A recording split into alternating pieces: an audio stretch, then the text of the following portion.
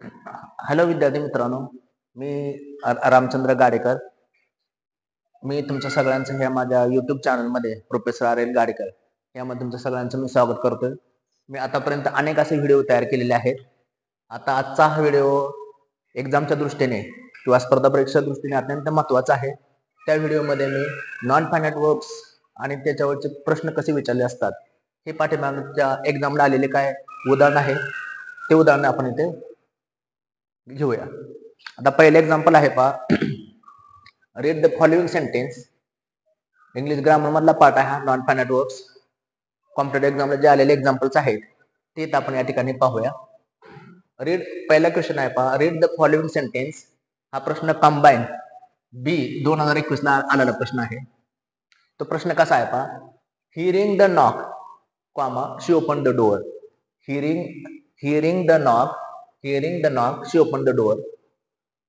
What kind of synthesizer is the underlined word in the sentence? Underline word केलेला आहे, तो hearing आहे, तो कोणत्या प्रकारचा सिंथेसायझर आहे? म्हणजेच काय? It is a gerund, participle, adverbial clause और ए नाउन क्लॉज. आता याचे उत्तर आपल्याला शोधायचं आहे. तर असं वाक्य असतं, hearing is a best exercise और hearing is difficult, hearing is good, hearing to others is good. तर हे जिरंड आलं असतं की जसं फंक्शन नाउन सारखं काम करतं म्हणून. पण या ठिकाणी hearing the knock, she open the door. How she open the door, hearing the knock. ज्याचं उत्तर शक्यतो हाऊन वगैरे येतं किंवा हे कोणासाठी माहिती सांगते? शी बदल. कारण शीनं काय केलं, ते हिअरिंग द नॉक, त्यानं ते आवाज ऐकून त्याने ते दरवाजा उघडला म्हणून ते ऍडजेक्टिव्ह म्हणून काम करत असेल की ज्याचं फंक्शन वाक्यामध्ये जर ऍडजेक्टिव्ह म्हणून येत असेल, ऍडजेक्टिव्ह सारखे येत असेल तर ते काय असतं त्या वाक्यामध्ये, ते पार्टिसिपल असतं. मी असे अनेक एक्झाम्पल तुम्हाला मी मागच्या व्हिडिओमध्ये दिलेले आहेत बघा. Running is a good exercise. Running is good exercise. What is good exercise? Running. तर रनिंग हे जिरंड झालं. And I saw a running car. What I saw? I saw a running car but car was running. How was car? Car was running. तर running car हे participle झालं, ते present participle असतं.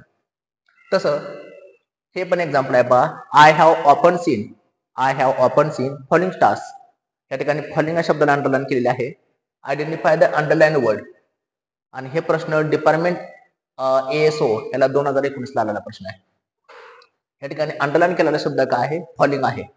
Identify the underline word. Falling शब्दाला underline केलेला आहे. तो शब्द वाक्यात काय म्हणून उच्चारलाय? प्रेझेंट पार्टिसिपल आहे का पास्ट पार्टिसिपल आहे, पार्टिसिपल ऍडजेक्टिव्ह आहे का नन आहे? तुम्हाला मी मागच्या व्हिडिओमध्ये मी पार्टिसिपलचे 3 प्रकार सांगितले होते, प्रेझेंट पार्टिसिपल, पास्ट पार्टिसिपल आणि परफेक्ट पार्टिसिपल. प्रेझेंट पार्टिसिपल म्हणजे VING, for example speaking. Past participle म्हणजे VN, क्रियापदाचं तिसरं रूप असतं, फॉर एक्झाम्पल स्पोकन. आणि परफेक्ट पार्टिसिपल असेल तर हॅव्हिंग प्लस VN येतं, जसं हॅव्हिंग स्पोकन. तर या ठिकाणी कुठलं पार्टिसिपल आहे? फॉलिंग आलेलं आहे, फॉलिंग स्टार्स. आता फॉलचं फेल असं केलं नाही किंवा फेलचं फेल्ड करतो पण फॉलचं फेल असं केलं नाही. मग या ठिकाणी काय आहे? Present participle. आणि कोणाबद्दल माहिती सांगते? Stars, falling stars. म्हणजे स्टार्स बद्दल माहिती सांगितलेलं म्हणजे वाक्यामध्ये हे ऍडजेक्टिव्ह सारखं काम करतंय. और how were the stars, how are the stars, हे उत्तर हाऊ न सुद्धा येते म्हणून हे प्रेझेंट पार्टिसिपल आहे. हा पार्ट एवढा सोपा आहे असं जर आपण विचार केला तर हा पार्ट आपल्या लक्षात येईल. हे एक एक्झाम्पल आहे बघा, I can hear him singing a song. I can hear him. आता या ठिकाणी आय सब्जेक्ट आहे वाक्यामध्ये, तसा विचार केला तर हे वाक्यात काय आलेलं आहे? तर सब्जेक्ट पार्ट आलेला आहे. कॅन हिअर हे वर्ब आलेला आहे, ऑब्जेक्ट आलेला आहे. हिम हे ऑब्जेक्ट आलेला आहे आणि हिम बद्दल माहिती आलेली आहे, हिम सिंगिंग अ सॉन्ग. आता या ठिकाणी हे तर आपलं कन्फ्युजन होऊ शकतं. हे तर आपल्याला असं वाटलं असतं की प्रेझेंट पार्टिसिपल आहे कारण हिम बद्दल सिंगिंग माहिती सांगते. पण what I saw him singing a song. मग आता या ठिकाणी हे ऑब्जेक्ट बद्दल द कॉम्प्लिमेंट म्हणून माहिती सांगत असेल किंवा what I saw him singing a song, I can hear him singing a song. त्या ठिकाणी सॉन्ग काही सिंग करत नाही, जसं स्टार्स फॉलिंग असतात तसं सॉन्ग काय सिंग करत नाही. सिंग करणारा कोण आहे? हिमच आहे. मग हिम बद्दल काय न उत्तर येते म्हणून हे काय आहे? जिरंड आहे पहा. टू अर इज ह्युमन हे फेमस एक्झाम्पल आहे.